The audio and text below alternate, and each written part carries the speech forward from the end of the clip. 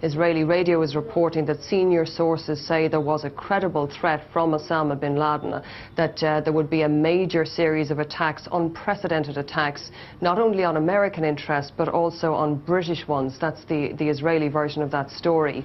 And we do know also that journalists in London who have had close contact with Osama bin Laden, Arab journalists, say that he made this claim also to them, that he would carry out a series of spectacular attacks of the kind never seen before. So that report is being treated here with some seriousness by the Israeli defence establishment. Ola, stand by. Let's now hear the words of Yasser Arafat when he heard the first news of the first incident at the World Trade Center in New York. To the American people for this terrible act. We are completely shocked, unbelievable. Right, that's the view from the Palestinian side. Joining me now here in the BBC World studio is the former Israeli Prime Minister Ehud Barak, who's in London at the moment. Mr. Barak, welcome to BBC World. First, your reaction, having heard what's happened. At least 4 planes have been hijacked, and there may be more. The world will not be the same from today on. It's an attack against our whole civilization. I don't know who is responsible. I believe we will know in 12 hours. If it is a kind of bin Laden organization, and even if it's something else, I believe that this is the time to deploy a globally concerted effort led by the United States, the UK, Europe, and Russia against all sources of terror. The same kind of struggle that our forefathers launched against the piracy on the high seas. In your position as Prime Minister, Defence Minister, also formerly in the Army, were you ever aware of any incident planned like this? Not in the dimensions, but different elements where there clearly there was an attempt on the Twin Towers. A few years ago, there was an attempt to explode the Holland tunnel leading into Manhattan. But of this size and a simultaneous attack, I don't think that anyone had predicted it in advance. Is it something that security services, intelligence services could ever have got wind of? I'm not sure, but this is not the case. It really happened in front of our eyes, and the question is what should be done in regard to it in order to avoid it in the future. It's going to be a tough struggle. There will be many tough and painful moments along the way, but I believe that if we will coordinate diplomatic, operational, intelligence and economic activities that will not let them land at any airport and will isolate automatically any nation that is ready to host terror or support them.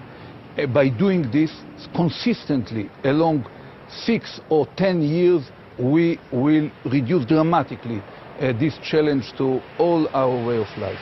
Your words, Mr. Barak, are very similar to the words used to justify missile defense in the United States, which may have taken another 10 or 15 years.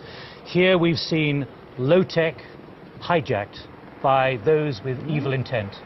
Yeah, I believe that it's, first of all, missile defense is also something which is clearly needed as long as there are rogue states, and it should be done, and it should be deployed maybe not on national level but only on trans-regional level to cover exactly the threat from rogue states like Iran, Iraq or Libya. But in this area we will suffer. It will not be so easy to go aboard an airplane in the near future, but we have no way but to stand firm facing terror. Otherwise all our way of life will be threatened. And to stand firm means to isolate from the world every nation that is hosting them and calling every terror thug with the accurate name and be ready with all the pains that come with it to act upon our observations. What price might democracy have to pay, given what has happened in the last 3 hours in the United States, given what you're experiencing now in Israel, in the center of Jerusalem, from your own citizens now, with the bombing over the weekend? There is no shortcuts. You know, our civilization is already highly vulnerable. Look at the entrances into the gates of boarding airplanes. It's a situation where it's not easy. Every simple step, crossing borders or going on a plane or on a ship, will become more complicated. But at the same time, it's a time to identify. There are no more than 5 or 6 countries in the world which are directly or indirectly responsible for hosting terror. There are no more than 10 or 15 terror thugs in the world. All the organizations are well known. The MI6 know all the information, the CIA knows, the Mossad knows it, and the same, the Ziem Bureau, the band. And it's time for action. Facing such an attack, we cannot but act. And these terror thugs and rogue leaders are highly skillful in identifying the slightest cracks in the wheel of power or powerful will of the leaders of the free world. But let me press this point about democracy and the price democracy may have to pay, because you know very well that many passengers in the United States have long expected to be able to walk into an airport, get on a domestic aircraft unhindered within about 10 minutes of the plane taking off. They expect that as a free country. And it's a part of the problem that we have in a world which is so turbulent that we won't be able to isolate our advanced way of life from what happens around. And it's a time to launch a operational, concrete war against terror, even if it takes certain pains from the routine activities of our normal society. Now, Mr. Barak, you have deep problems, great attention in the Middle East at the moment, but you've used there a war against this kind of terrorism.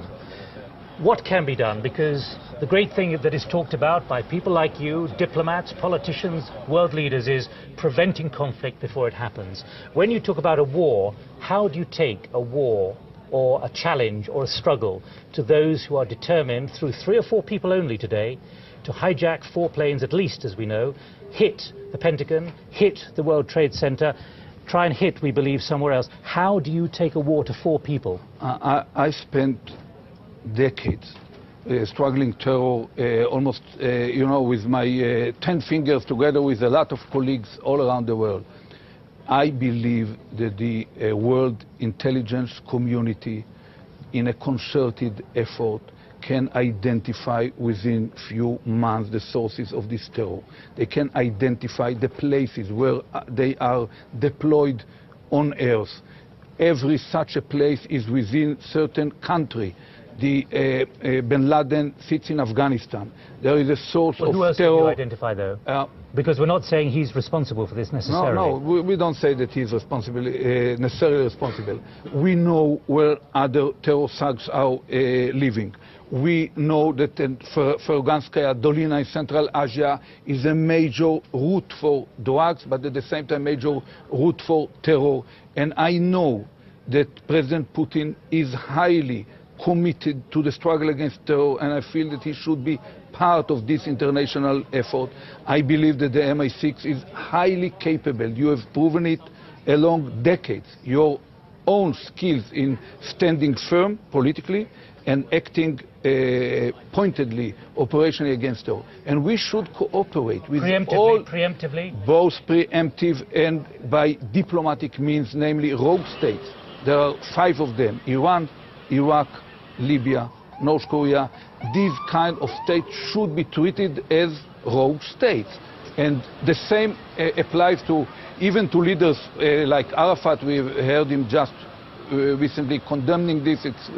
I praise him for this condemnation, but he personally is responsible for many terror events that happened in the last few years. Same happened in some other capitals in the Middle East. Ehud Barak, former Prime Minister of Israel, here in BBC World. Thank you for joining us here in our studio in London.